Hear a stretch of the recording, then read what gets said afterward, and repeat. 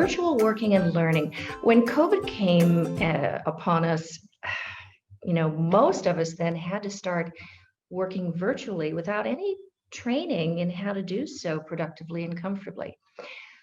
Companies have been integrating working and learning and trying to get the most productivity out of our learning for quite some time. But now with COVID as well, we need to learn virtually and make sure it's productive. So what I'd like to do with you today is to share our studio approach at Jain School of Global Management, some new research on virtual working and learning, some old research that you might not have heard about, and open it up to your questions and address your issues. So let's go.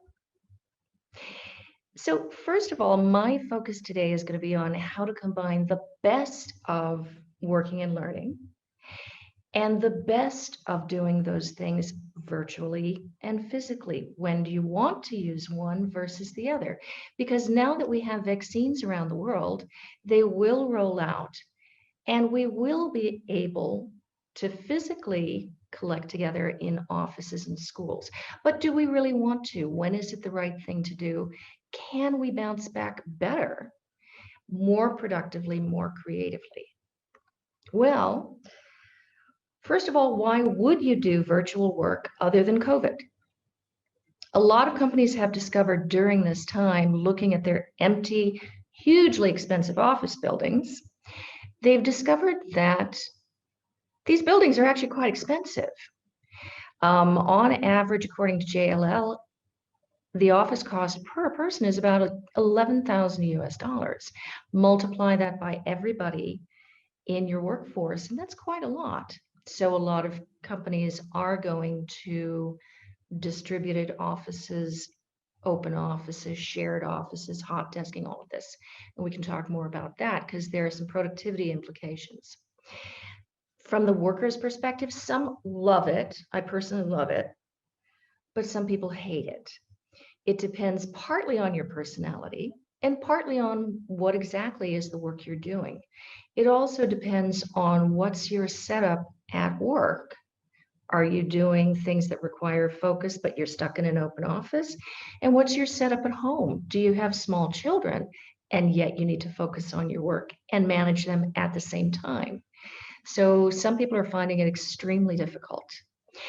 New doctoral research has found that teleworkers, funny enough, are more satisfied with their jobs than face-to-face workers. And this could tie into the difficulty with global disengagement.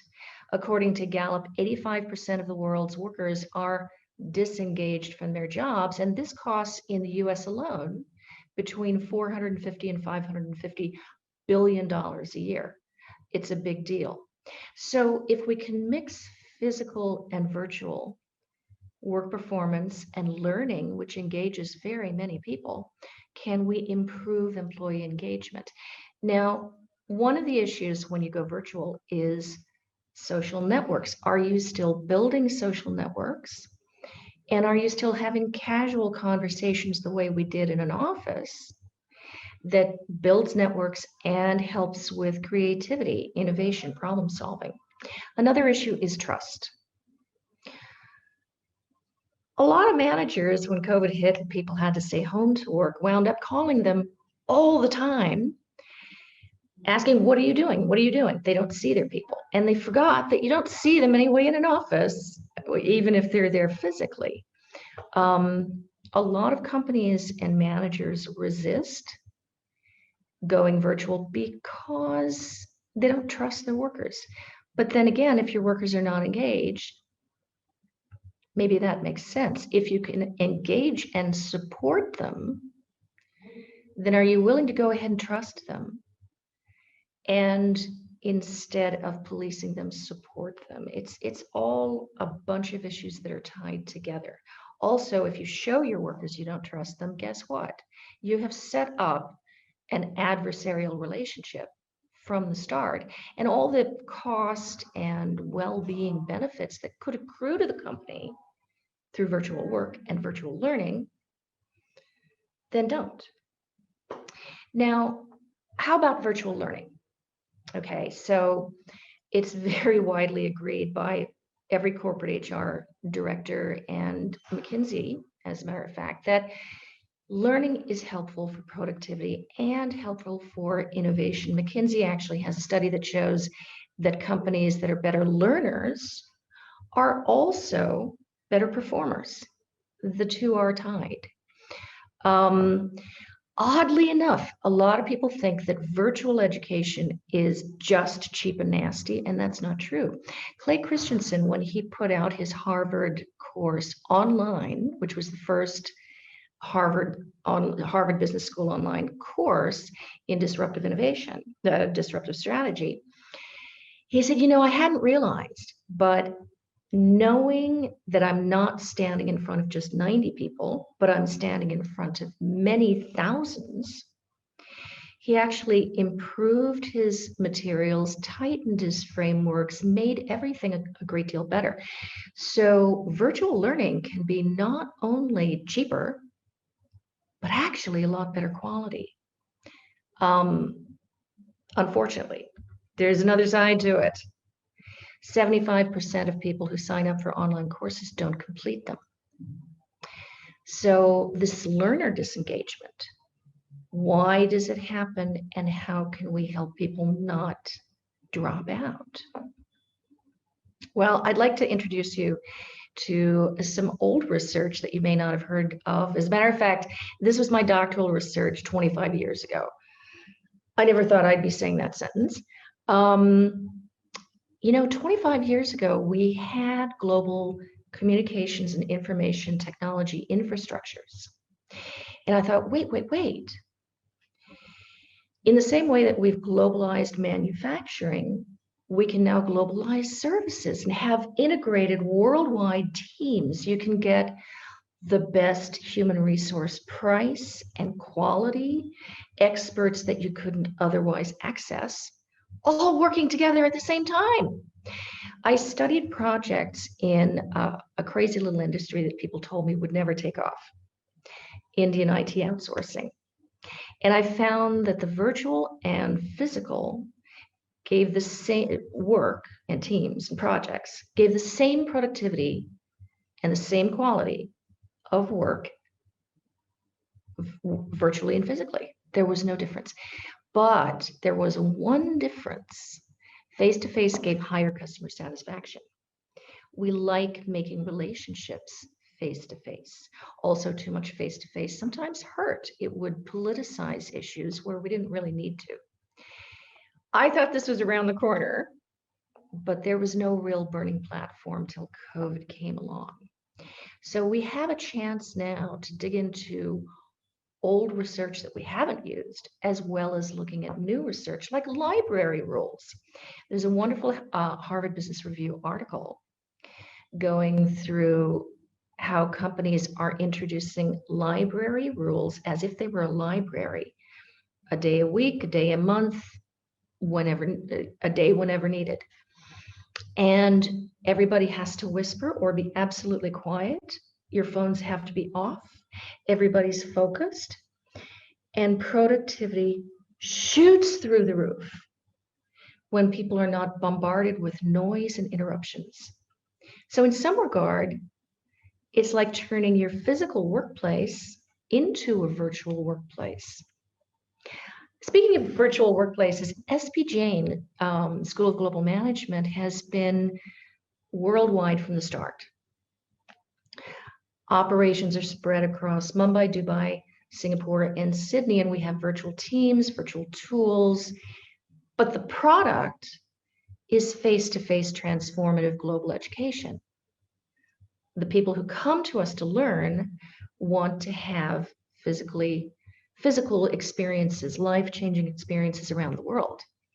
Not only, according to McKinsey and a lot of others, does learning help you work better, but also working helps you learn better.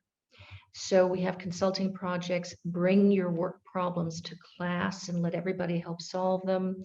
And we have more emphasis on entrepreneurship. So what does all of this then mean? So learning helps your work, work helps your learning. Sometimes virtual is better. Sometimes face-to-face is more useful.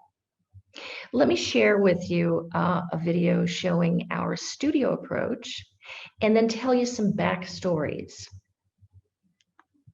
Here we go.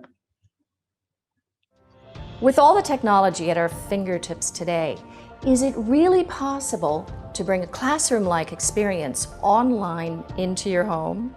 Can you really sit in front of your laptop and get the same kind of engagement and real-time learning as in a conventional classroom? Sounds unlikely, right? Come, let me introduce you to a powerful new way to learn online.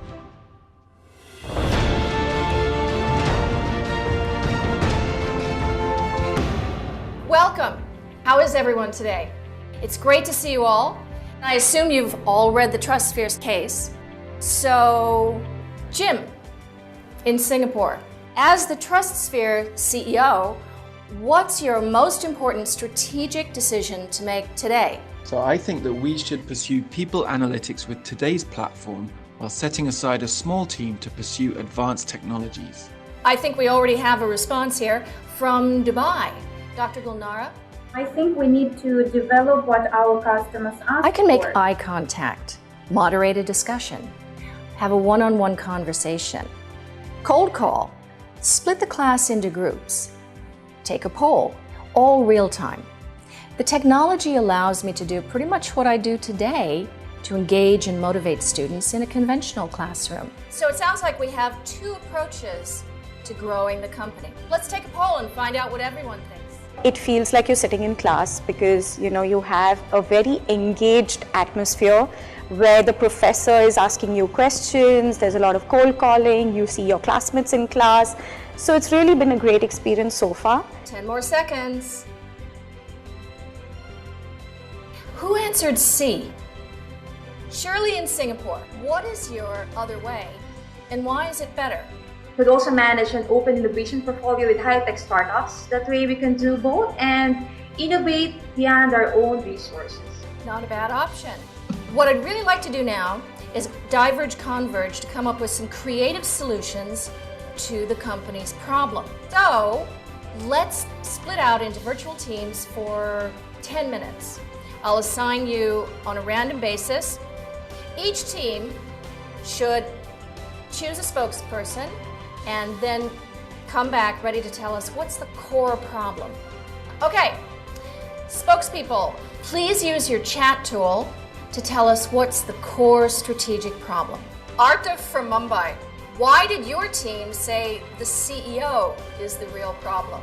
Well, the case says he recognized people analytics to be crucial to their long-term success. However, the world's fastest growing region is Asia, and the Asian clients wanted risk analytics. Understood. Oh, we already have a response. With ELO, we bring the on-campus experience of our world-class EMBA right to your doorstep. There's no need to come to campus anymore. You can connect and learn with your batchmates no matter where you are, home, work, or wherever you're traveling to. I attended my first session from Singapore airport launch. Then I was in Pacific Islands for almost 3 weeks. There I attended my 2 complete modules subject, and I was in Ecuador. There also I attended one of my sessions. I have that flexibility and that connect with my class from anywhere. So I never felt that, oh, I'm missing the class. I'm already in class. Thank you, everyone. It's a wrap. We'll see you next time.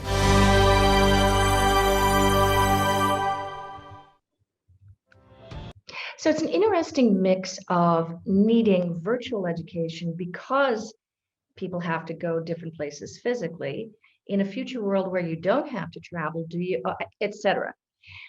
Again, I think the key to the whole thing is mixing the best of both and maybe understanding a little more deeply what works, what doesn't, what are the backstories. So let me share with you this. That day, there were 48 people on the big screen. We can go up to 56, but on Zoom, for example, only 25 people really are comfortably displayed at one time. So with a big studio type setup, you've got everybody able to see everyone and a screen of PowerPoints or writing or what have you. Here's another little thing. In one of my corporate education sessions, I had two guys sitting right next to each other named Abhishek. Okay, and the company wanted me to assign marks to assignments and their speaking and their class engagement. So in order to do that, it was very, very helpful to have them in one spot all the time, as if they were in a physical classroom. If you've ever used Zoom for groups, you'll notice that Zoom has people switching and moving around, and it's very hard to keep track of who's who, what's what, who gave what idea, because they're constantly moving. Another thing that I find useful and that I think the participants find good is physical movement. I'm physically up, moving around as if we were in a face-to-face classroom, and it increases the energy level in the room.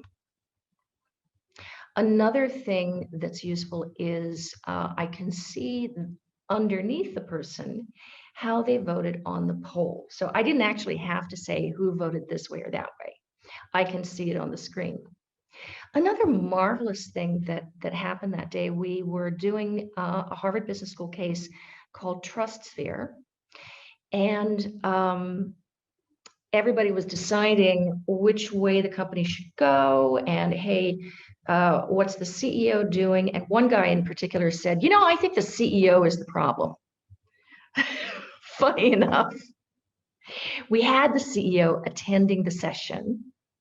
We were doing the session in Singapore. People were logging in from Philippines, India, Vietnam, heaven knows where. And the CEO himself logged in from London Heathrow Airport. So Manish Goel, he's a much more handsome fellow than this. This is just a bad picture. He's a very, very nice guy. He just does not actually look like Scrooge. But we would not have had a discussion with the CEO of the company we were analyzing without this sort of a format, being virtual. So that's another advantage of virtual. So what's happened is our virtual stuff is popular and fast growing. However, people are still choosing in-person programs so they can travel around the world, live with their new cohort and network with them, socialize, have fun, and make personal transformations away from their day-to-day life. So that's another one of the advantages of face-to-face that you don't quite get virtually. All right, so what's new and what's next at SP Jain? We've got productivity tools coming out beyond Blackboard, facial recognition and gauging the emotion and engagement of our participants, hybrids where people are in a room and logging in to have a discussion all together. Time zones are a big problem. My kids have gone to school online for a long time. And one time in particular, I couldn't punish my daughter for falling asleep in French class because it was 11:30 at night. The teacher was in the UK doing things in UK time, and we were in Asia.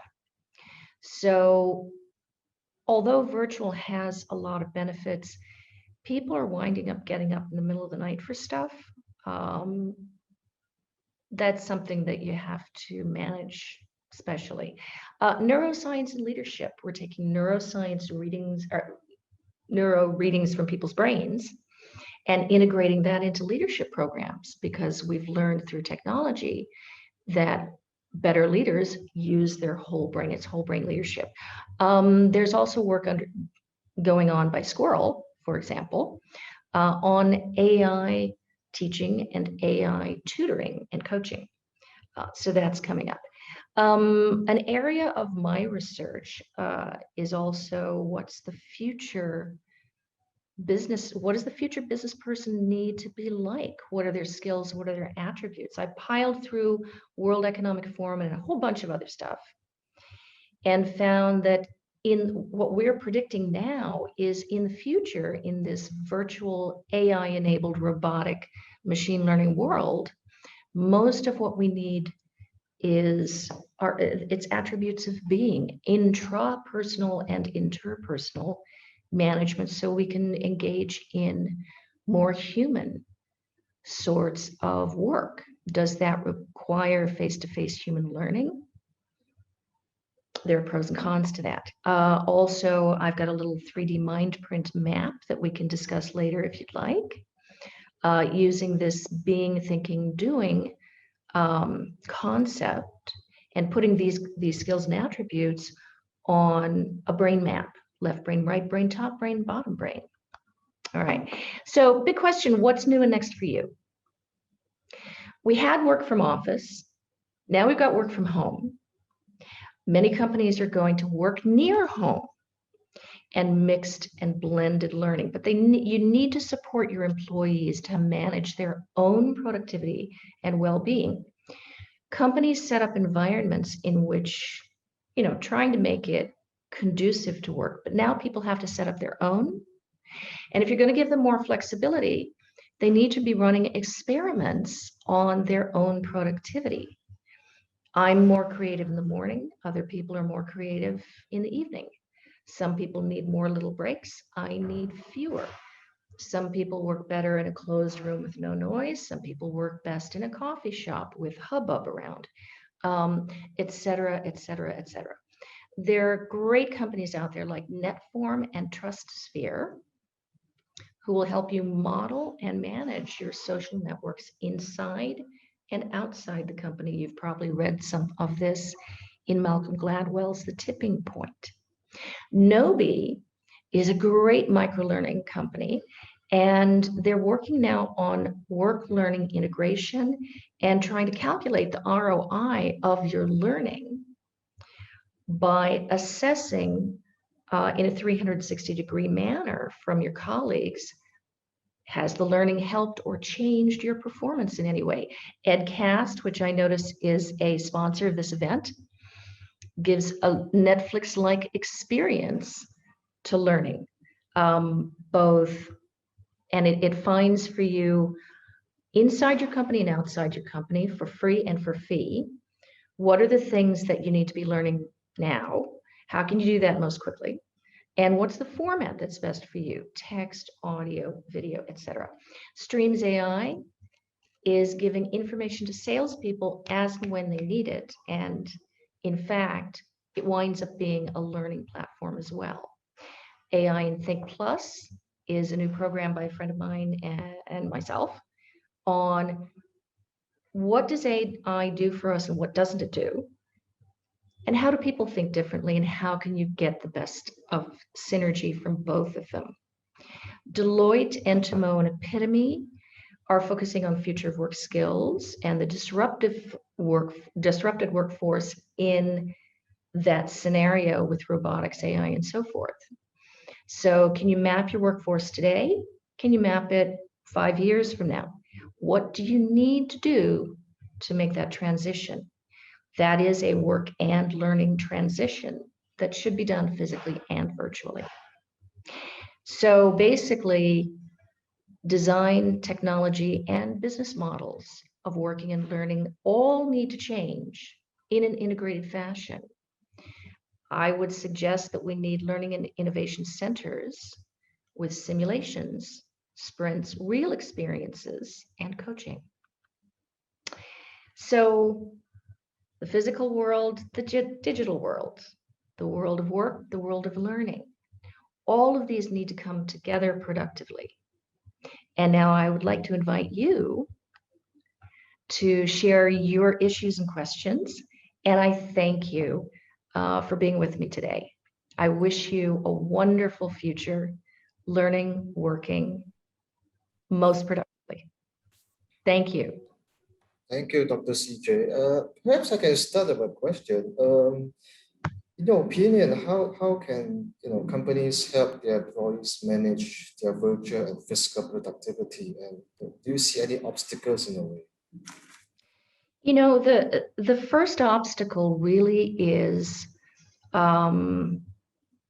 knowing yourself, knowing your work style, thinking about the types of tasks you're doing, and experimenting with yourself. For example, I write books, which requires a great deal of focus and concentration.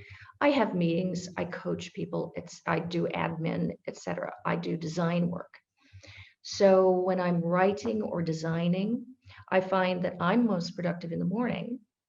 And one of the things that I do is not open up email, WhatsApp, and so forth. I just go in fresh, sit down, and whatever it is can wait until the afternoon when I'm slightly brain dead and ready to take care of admin and ready to boost myself because I'm an extrovert with some social contact, having meetings and mentoring and coaching people.